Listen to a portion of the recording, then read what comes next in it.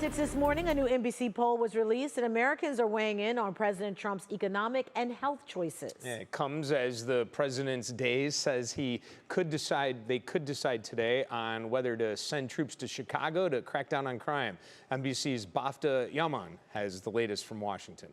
At the U.S. Open Sunday, the president's presence brought mixed reactions.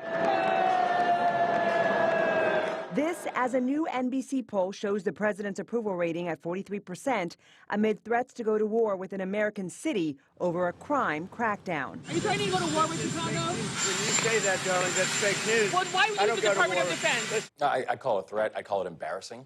I would call it performative. Despite this post on Saturday where the president appeared to threaten war on Chicago, by Sunday, he walked it back. We're not going to war.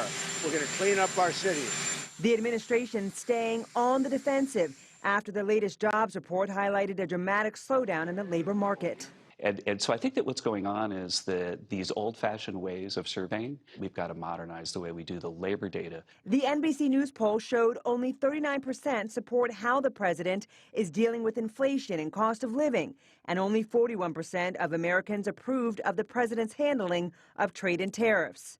As the tariffs continue to cause confusion for businesses and higher prices for consumers, the White House had this to say.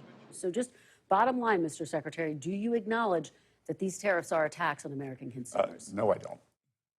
Over the last few weeks, lawmakers have had growing concerns and questions over public health and access to vaccines, grilling Health and Human Services Secretary Robert F. Kennedy Jr. in a hearing. And the NBC News poll showing an overwhelming 78% of Americans support vaccines. In Washington, Bafta Imam, NBC News.